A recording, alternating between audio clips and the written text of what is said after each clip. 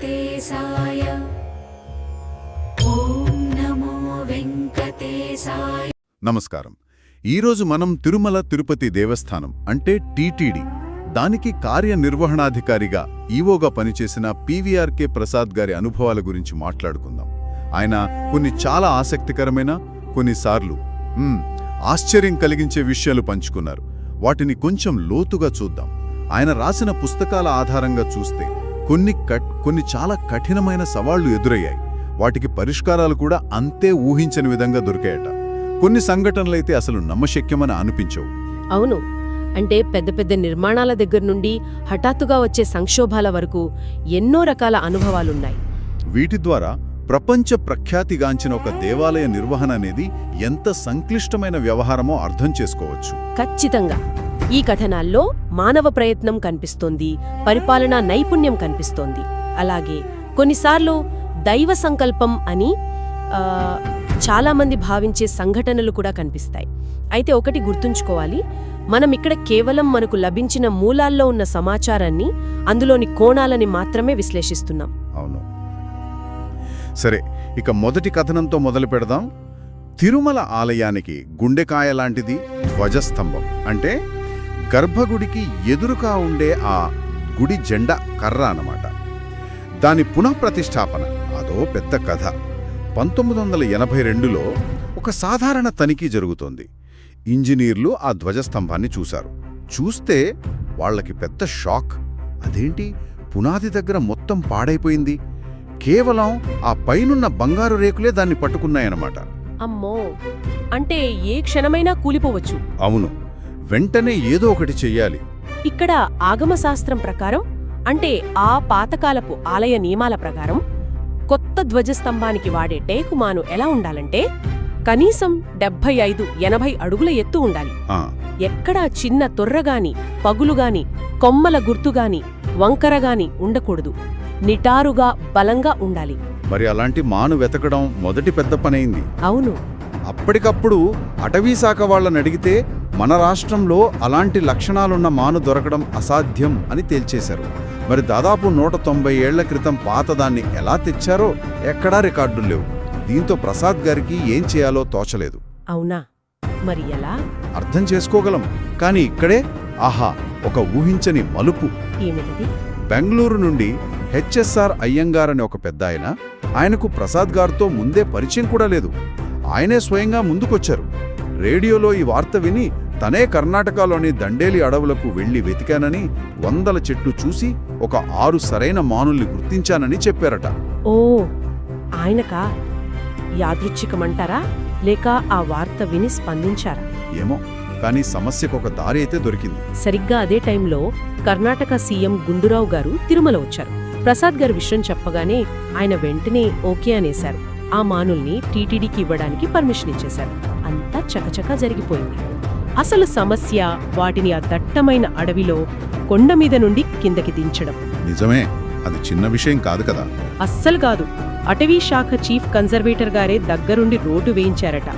Somani paper mills వాళ్లు పెద్ద క్రేన్లు పంపి సహాయం చేశారు. ఇది అంటే అందరూ కలిసి పనిచేయడానికి మంచి ఉదాహరణ. ప్రభుత్వ, ప్రైవేటు సంస్థల మధ్య సమన్వయం ఎంత ముఖ్యమో తెలుస్తుంది. దాని తర్వాత మరో పెద్ద ప్రయాణం. 75 అడుగుల పొడవు, టన్నుల బరువున్న ఆ మానులను 430 కిలోమీటర్లు తిరుమలకు తీసుకురావాలి. అది ఒక స్పెషల్ ట్రాలీ మీద. ఆ ట్రాలీ డ్రైవర్ కూడా ఇది నా బాధ్యత, అంతా దేవుడి దయ అని బయలుదేరాడట. ఆశ్చర్యంగా దారిలో చిన్న సమస్య కూడా లేకుండా మరుసటి రోజు సాయంత్రానికి మానులు అలిపిరి చేరాయి. అలిపిరి వరకు బాగానే వచ్చింది, కానీ అసలు పరీక్ష ఆ ఘాట్ రోడ్డులో. అవును, 18 కిలోమీటర్లు, 7-8 చాలా ఇరుకైన మలుపులు. ఆ పెద్ద ట్రాలీతో దాటడం అసాధ్యమనిపించింది అందరికీ. కానీ ఆ డ్రైవర్ చూడండి, ఎంత ధైర్యమో. స్వామి, నేను బండి ఎక్కడా ఆపను, స్పీడుగా పోనిస్తా. కొన్ని గోడలు కూలొచ్చు, రాళ్లు పక్కకు దొరలొచ్చు, సూర్యాస్తమయంలోగా పైకి చేరుస్తా, మీది హామీ అని ప్రసాద్ గారిని, నాగిరెడ్డి గారిని అడిగాడట. వాళ్లు సరే అనడంతో డ్రైవర్ అన్నట్టే చేశాడు. కొన్ని చోట్ల పిట్టగోడలు కూలై, రాళ్లు దొరలై, కానీ కేవలం 55 నిమిషాల్లో ఆ భారీ ట్రాలీ సేఫ్గా తిరుమల చేరింది. అప్పటికే అక్కడ వేల మంది భక్తులు గోవింద నామస్మరణతో ఎదురుచూస్తున్నారట. ఊహించుకుంటేనే ఒళ్ళు జలధరిస్తుంది. నిజంగా మాను చేరింది.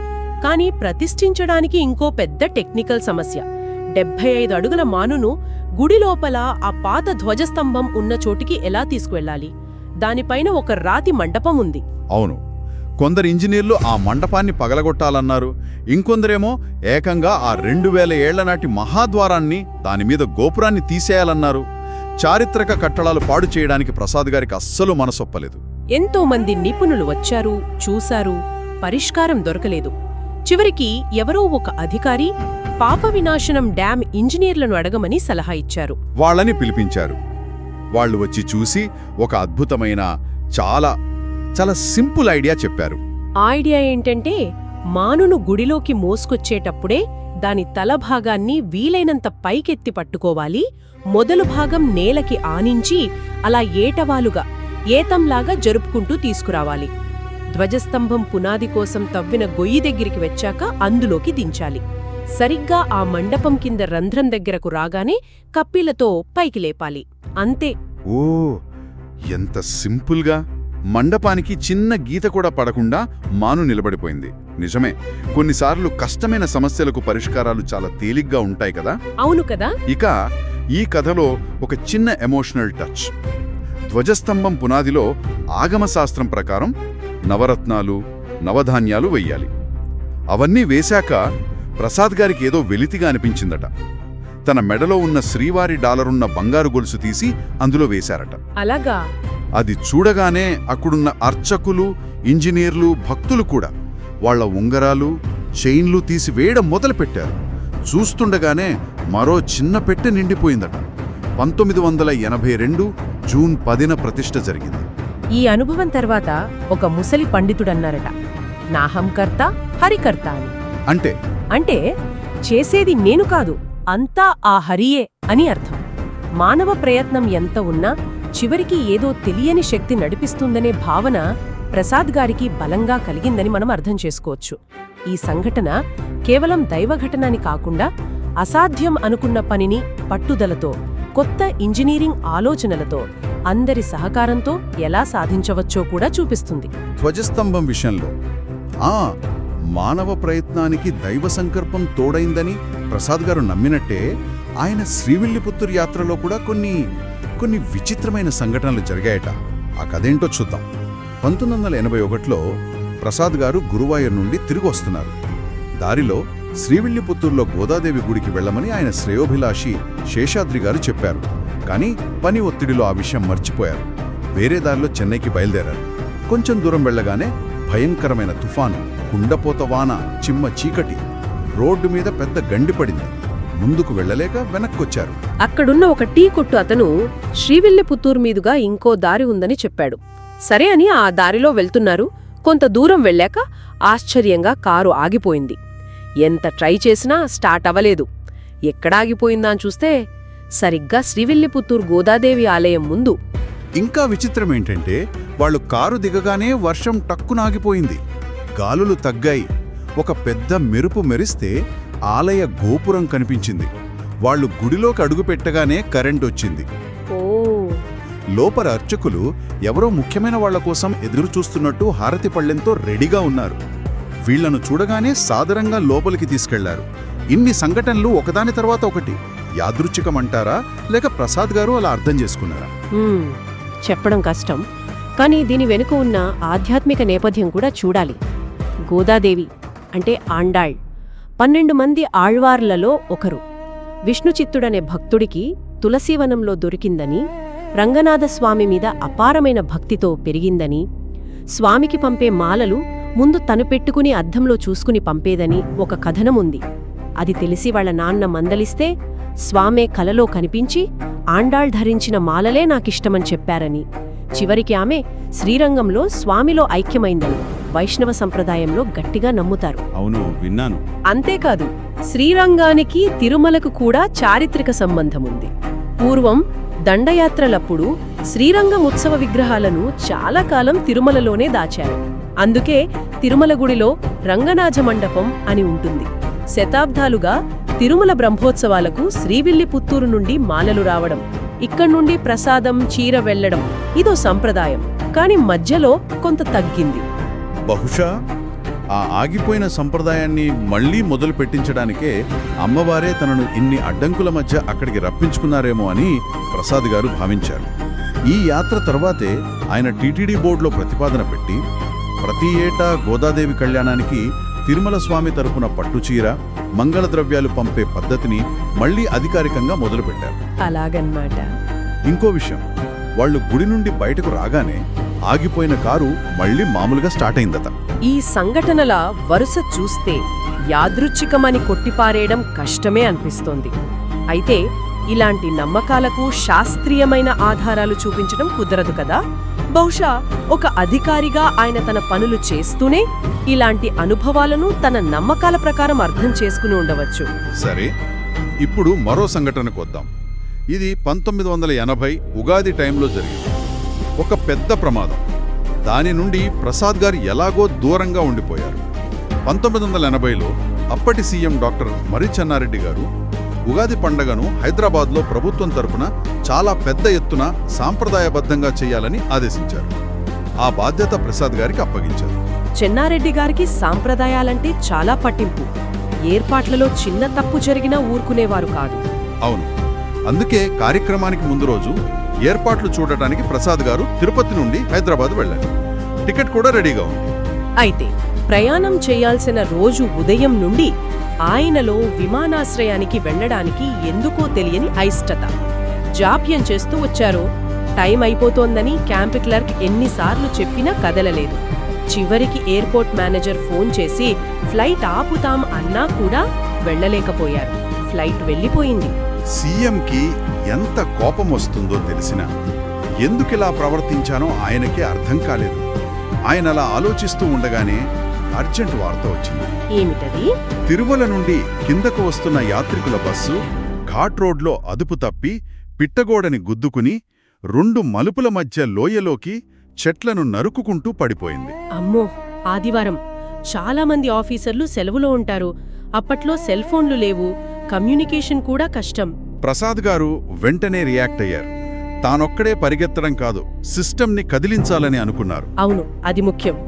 వెంటనే అందుబాటులో ఉన్న transport, engineering, hospital, police, fire service అందర్నీ అలర్ట్ చేసి స్పాట్కి వెళ్లమని చెప్పి ఆ తర్వాత తను వెళ్లారు. అక్కడ పరిస్థితి చాలా దారుణంగా ఉందట. బస్సు నుజ్జు అయిపోయి జనం లోపల చిక్కుకుపోయి అరుస్తున్నారు. సహాయ చర్యలు కూడా చాలా కష్టం. బస్ పడిన చోటు పై మలుపు నుండి కిందకి, కింద మలుపు నుండి పైకి మధ్యలో ఉంది. అది ఇంకా కిందకి జారిపోతోందేమో అని భయం. ఆ టైంలో అధికారిక సిబ్బంది ఇంకా పూర్తిగా రాలేదు. అప్పుడు ఆ ప్రమాదం చూసి ఆగిన వేరే యాత్రికులు చేసిన సాయం మర్చిపోలేనిది. వాళ్లంతా ఒకరి చేతిలో ఒకరు పట్టుకుని మనుషుల గులుసులా ఏర్పడి అతి కష్టం మీద కొందరిని పైకి లాగడానికి ప్రయత్నించారట. అది చూసి ప్రసాద్ గారికి దైవం మానుష రూపేణ, దేవుడు మనిషి రూపంలో సాయం చేస్తాడు అన్న మాట గుర్తొచ్చిందట. కష్టకాలంలో మానవత్వం ఎలా బయటకొస్తుందో కదా. నిజమే. తరువాత టీటీడీ సిబ్బంది, ఇంజనీర్లు వచ్చాక గ్యాస్ కట్టర్లతో బస్ బాడీని కట్ చేసి క్రేన్లతో బస్సును కొంచెం లేపి లోపల చిక్కుకున్న వాళ్ళని అతి కష్టం మీద బయటకు తీశారు. గాయపడిన వాళ్ళని వెంటనే తిరుపతి రుయా హాస్పిటల్కి తరలించారు. వైద్య ఖర్చులు మొత్తం టీటీడీనే భరిస్తుందని చెప్పారు. చనిపోయిన వాళ్ల కుటుంబాలకు కబురు పెట్టి వాళ్ల మృతదేహాలను ఊళ్లకు పంపే ఏర్పాట్లు చేశారు. అర్ధరాత్రి వరకు ప్రసాద్ గారు హాస్పిటల్లోనే ఉండి వాళ్లకి ధైర్యం చెప్పారు. ఆ రాత్రి ఆయనకు నిద్ర పట్టలేదట. ఆలోచనలు, నేను ఈ టైంకి హైదరాబాద్లో ఉండాలి కదా, ఎందుకు వెళ్ళలేదు, ఏ శక్తి నన్ను ఆపింది అని. అప్పుడు ఆయనకు ఒక ఆలోచన వచ్చిందట. తాను హైదరాబాద్ వెళ్లకుండా ఇక్కడే ఉండిపోవడం వల్లే ఈ ప్రమాదం జరిగినప్పుడు సహాయక చర్యలను స్వయంగా సమర్థవంతంగా చూసుకోగలిగానని ఆయనకు అనిపించిందట. బహుశా ఆ టైంలో తను ఇక్కడ ఉండాలనేదే దైవ సంకల్పమేమో అని ఆయనకు గట్టిగా అనిపించిందట. ఇది కూడా ఒక నాయకుడు కష్టకాలంలో ముందుండి నడిపించడం ఎంత ముఖ్యమో చూపిస్తుంది. అవును, చాలా విచిత్రమైన సంఘటనే ఇది. సరే, ఇక ఇప్పుడు తిరుమలలో ఒకసారి నీటి ఎద్దడి తీవ్రంగా వచ్చినప్పుడు జరిగిన మరో అద్భుతమైన, దాదాపు నమ్మశక్యం కాని సంఘటనల గురించి మాట్లాడుకుందాం. ఇది 1979లో జరిగింది. 1979లో అసలు వర్షాలే లేవు. తిరుమలకు నీళ్లిచ్చే గోగర్భం డ్యాం, దాంతోపాటు చుట్టుపక్కల చెరువులు, బావులు అన్నీ ఆగస్టుకే ఎండిపోయాయి. పాప వినాశనం డ్యాం ఇంకా కట్టలేదు. అక్టోబర్ నవంబర్లో తుఫానులొస్తాయని ఆశపడితే అవి రాలేదు. పరిస్థితి ఎంత దాకా వచ్చిందంటే నీళ్లు లేక శ్రీవారి దర్శనాలు ఆపేయాలేమో అని భయపడ్డారు. ఇంజనీర్లు కూడా చేతులెత్తేశారు. ఇంకో 3-4 వారాలకి మించి నీళ్లు ఇవ్వలేమని చెప్పేశారు. ఇక మామూలు ప్రయత్నాలు లాభం లేదనుకుని ప్రసాద్ గారు ఆధ్యాత్మిక మార్గాల వైపు చూశారు. అప్పటి దేవస్థాన ఆస్థాన పండితులు 90 ఏళ్లు పైబడిన పండిత గణపతి శాస్త్రి గారిని కలిశారు. శాస్త్రి గారు, వేదాల్లో ఇలాంటి వాటికి పరిష్కారాలున్నాయి, కానీ వాటిని చేసే అంత నిష్ఠ ఉన్నవాళ్లు ఇప్పుడు తక్కువ అన్నారు. అయినా వరుణ జపం అని ఒకటుంది, దాన్ని పూర్తి నమ్మకంతో శ్రద్ధగా చేస్తే ఫలితం ఉండొచ్చని చెప్పారు.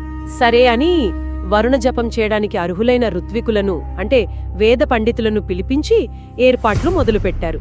కాని విచిత్రంగా కార్యక్రమం మొదలవ్వకముందే అడ్డంకులు.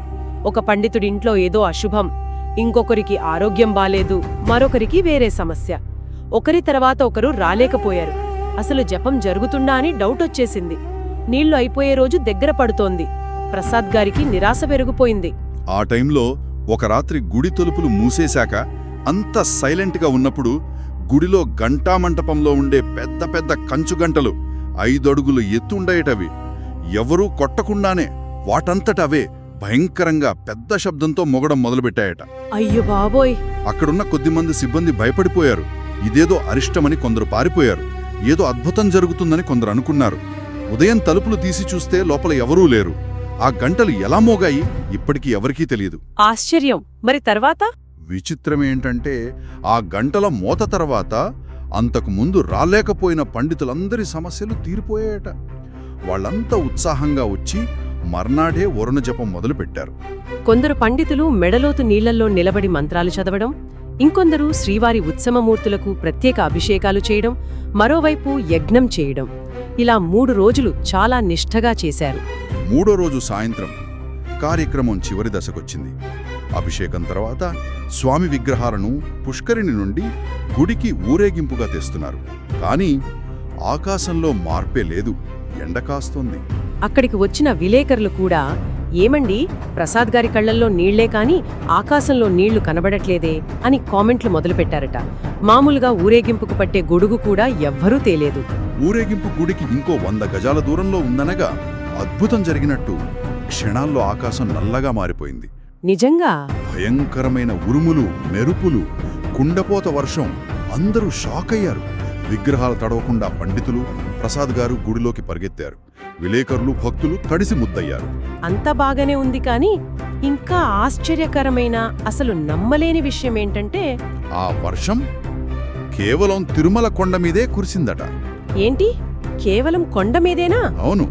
చుట్టుపక్కల తిరుపతిలో గాని, చంద్రగిరి, రేణిగుంటలో గాని ఒక్క చినుకు కూడా పడలేదట. ఇది ఎలా సాధ్యం? అసలు నమ్మశక్యం కాదు. ఆ రాత్రంతా తిరుమలలో ఎడతెరిపి లేకుండా వర్షం. మర్నాడు ఉదయం సహస్రకళాభిషేకం జరుగుతుంటే చీఫ్ ఇంజనీర్ పరిగెత్తుకుంటూ వచ్చి, సార్, గోగర్భం డ్యాం నిండి పొంగిపోతుంది అని చెప్పారట. అబ్బా, ఇది యాదృచ్ఛికమా, వేదమంత్రాల శక్తా, లేక ప్రసాద్ గారు నమ్మినట్టు స్వామి అనుగ్రహమా? క్లౌడ్ బర్స్ట్ లాంటివి అసాధ్యం కాకపోవచ్చు, కానీ సరిగ్గా పూజల తర్వాత అది కేవలం తిరుమలకే పరిమితమవడం భక్తుల నమ్మకాన్ని మాత్రం 100 రెట్లు పెంచుంటుంది. అవునా? పరిపాలనాపరంగా ఏమీ చేయలేని స్థితిలో విశ్వాసం ఎంత బలంగా పనిచేస్తుందో ఈ సంఘటన చూపిస్తోంది. నిజమే. దాని తర్వాత తీసుకున్న చర్యలు అవి ఎలా ఒక మంచి పనికి దారితీశాయో చూద్దాం. 1979లో అలిపిరి నడకదారిలో 7వ మైళ్ళు దగ్గర ఒక ఒంటరి మహిళ హత్యకు గురైంది. ఈ సంఘటన ప్రసాద్ గారిని చాలా బాధపెట్టింది. హో పాపం! అంత పవిత్రమైన దారిలో ఇంత దారుణం జరగడం, భక్తుల్లో భయం కలగడం ఆయనకు చాలా కష్టంగా అనిపించింది. ఆ చేదు జ్ఞాపకాన్ని ఎలా చెరిపేయాలి, భక్తులకు మళ్లీ ధైర్యం ఎలా ఇవ్వాలి అని ఆలోచించారు. ఆయన గమనించిన కొన్ని విషయాలున్నాయి. ఘాట్ రోడ్లొచ్చాక నడకదారిలో జనం బాగా తగ్గిపోయారు. ముఖ్యంగా ఆ 7వ మైలు దగ్గర దట్టమైన అడవి, పెద్దగా ఎవరూ ఉండరు. అక్కడ సరైన లైట్లు లేవు, మెట్లు కూడా సరిగా లేవు. ఇవన్నీ భద్రత లేదనే భావన కలిగిస్తున్నాయని గుర్తించారు. వెంటనే దారిని బాగుచేసే పనులు మొదలుపెట్టారు. రాళ్లు తీసేసి సిమెంటు మెట్లు కట్టించడం, దారి పొడవునా నీళ్ల కుళాయిలు పెట్టించడం, రాత్రిపూట కూడా భయం లేకుండా నడవడానికి దగ్గరగా లైట్లు వేయించడం, భక్తిభావం పెరగడానికి దారి పొడవునా గోవిందనామస్మరణ బోర్డులు పెట్టించడం ఇలా చాలా చేశారు. అయినా జనం సంఖ్య అనుకున్నంతగా పెరగలేదు. ఒకరోజు ప్రసాద్ గారు చూస్తుంటే ఒక కుటుంబం తలమీద బరువు మూటలతో కష్టపడి కొండెక్కుతోందట. అప్పుడాయనకు ఒక ఆలోచన వచ్చింది. భక్తులు లగేజీని కింద అలిపిరిలోనే ఇస్తే టీటీడీ వాళ్లే దాన్ని పైకి తీసుకెళ్లి తిరుమలలో వాళ్లకిచ్చే ఏర్పాటు చేస్తే ఎలా ఉంటుంది? వెంటనే ఆ స్కీమ్ పెట్టారు. అది సూపర్ హిట్ అయింది. లగేజీ భారం లేకపోవడంతో జనం తేలికగా ఉత్సాహంగా నడవడం మొదలుపెట్టారు. ఆ తరువాత అదే 7వ మైలు దగ్గర వర్షంలో తడుస్తున్న ఒక భక్తుడు, స్వామి, మా మీద దయ ఉంటే నడవడానికి ఓ గొడుగు పంపవయ్యా అని మొక్కుకున్నాడని ఎవరో చెప్పారట. ఆ మాట ఆయన మనసులో ఉండిపోయింది. నడకదారి పొడవున ఎండకు వానుకు నీడనిచ్చే శాశ్వత షెల్టర్లు, గొడుగులాంటివి కట్టించాలని ప్రతిపాదించారు. మొదట బోర్డు మీటింగ్లో అందరూ నవ్వారట. కాని ఆయన పట్టుబట్టి ఆ పని పూర్తి చేయించారు. ఇన్ని చేసినా ఆ హత్య జరిగిన చోటు గురించిన బాధ మాత్రం ఆయనను వదలలేదు. అక్కడ భక్తులకు ధైర్యం, భరోసా ఇచ్చే ఒక శాశ్వత గుర్తు ఉండాలని బలంగా అనుకున్నారు. ఆ టైంలోనే ఒకసారి కాకినాడ వెళ్తుంటే దారిలో పెద్దాపురంలో శిల్పి లక్ష్మణస్వామి చెక్కిన 12 అడుగుల ఆంజనేయ విగ్రహం ఆయన్ను విపరీతంగా ఆకట్టుకుంది. దాని అందం, జీవకళ చూసి ఆశ్చర్యపోయారు. వెంటనే ఆ శిల్పిని కలిశారు. అదే స్ఫూర్తితో సరిగ్గా ఆ హత్య జరిగిన 7వ మైలు దగ్గర భక్తులకు అభయాన్నిచ్చేలా ఆకాశానికి అంటుతోందా అన్నంత ఎత్తుగా, అందంగా ఉండే భద్రాంజనేయ స్వామి విగ్రహాన్ని అదే లక్ష్మణస్వామి చేత చెక్కించి 1980లో ప్రతిష్ఠింపజేశారు. లక్ష్మణస్వామి గారు వేలాడే జుట్టుని కూడా అంత సహజంగా చెక్కగలరు. చాలా గొప్ప శిల్పి. అలిపిరి గాలిగోపురం దగ్గరున్న గరుడ విగ్రహం కూడా ఆయనే చెక్కారు. ఆ భద్రాంజనేయ స్వామి విగ్రహం అక్కడ పెట్టాక తన మనసులోని బాధ వెలితిపోయిందని ప్రసాద్ గారు రాసుకున్నారు. ఎక్కడో పెద్దాపురంలో ఉండే లక్ష్మణస్వామిని ఏ శక్తి తిరుమల దాకా తెచ్చి ఈ పని చేయించిందో అని ఆయన ఆశ్చర్యపోయారట. యాదృచ్ఛికమో ఏమో, లక్ష్మణస్వామి పుట్టిన తేదీ ఆగస్టు 21 నాడే మరణించడం కూడా ఆయన కారణజన్ముడేమో అనిపిస్తుంది అన్నారు ప్రసాద్ గారు. విన్నారు కదా పీవీఆర్కే ప్రసాద్ గారు చెప్పిన ఈ అనుభవాలు. కేవలం ఒక ఆఫీసర్ పనితనం, సమస్యల్ని పరిష్కరించే తెలివి, వీటికి సంబంధించినవి మాత్రమే కాదు. అవి ఆయనకున్న గట్టి నమ్మకాన్ని, ఊహించని కష్టాల్ని ఎదుర్కొన్న విధానాన్ని, కొన్నిసార్లు మన ఆలోచనకు, తర్కానికి అందని విధంగా జరిగిన సంఘటనలను చూపిస్తాయి. అవును, ధ్వజస్తంభం విషయంలో ఇంజనీరింగ్ ప్రతిభ, అందరినీ కలుపుకుపోవటం దగ్గర నుండి ప్రమాదం జరిగినప్పుడు వెంటనే స్పందించటం, నీటి సమస్య వచ్చినప్పుడు ప్రత్యామ్నాయాలు ఆలోచించటం, అలిపిరి దారిని బాగుచేయటం వరకు ప్రతి దాంట్లో ప్లానింగ్, మనుషుల కృషి, నాయకత్వ లక్షణాలు స్పష్టంగా ఉన్నాయి. అదే సమయంలో ప్రసాద్ గారి కథనం ప్రకారం చూస్తే వీటన్నిటి వెనుక ఏదో తెలియని శక్తి, దైవ మార్గదర్శకత్వం ఉందనే బలమైన నమ్మకం కూడా కనిపిస్తుంది. ఆ పండితుడు చెప్పిన నాహం కర్త, హరికర్త అన్న మాట ఈ అనుభవాలన్నిట్లోనూ వినిపిస్తూ ఉంటుంది. ఈ కథలు విన్నాక మన జీవితంలో జరిగే సంఘటనల వెనక కూడా కొన్నిసార్లు మనకు తెలియని అర్థాలు ఉంటాయా? ఏది యాదృచ్ఛికం, ఏది విధి రాత అనుకోవాలి, ఆ గీత ఎక్కడుంది అనే ఆలోచనలు వస్తాయి కదా. నిజమే. ఈ వృత్తాంతాలు కేవలం ఒక వ్యక్తి జ్ఞాపకాలు కాదు, ఒక పెద్ద వ్యవస్థ ఎలా పనిచేస్తుందో, దానిమీద జనానికి ఎంత నమ్మకముందో, ఒక పవిత్ర స్థలం చుట్టూ ఎలాంటి కథలు అల్లుకొని ఉంటాయో తెలియజేస్తున్నాయి. పరిపాలనా బాధ్యతలు, వ్యక్తిగత నమ్మకాలు ఎలా కలిసిపోతాయో కూడా ఇవి కొంతవరకు చూపిస్తాయి. ఇంత పెద్ద బాధ్యతలున్న పదవిలో ఉంటూ రోజూ ఎదురయ్యే ప్రాక్టికల్ సమస్యల్ని, తనకున్న ఆధ్యాత్మిక నమ్మకాల్ని బ్యాలెన్స్ చేసుకుంటూ వెళ్లడం నిజంగా పెద్ద సవాలే కదా. బహుశా కొన్ని కష్టమైన సమస్యలకు పరిష్కారాలు మనమనుకునే మామూలు దారుల్లో కాకుండా పూర్తిగా వేరేగా, ఊహించని మార్గాల్లో దొరుకుతాయేమో. దీని గురించి ఆలోచిస్తూ ఉండండి. మళ్ళీ కలుద్దాం.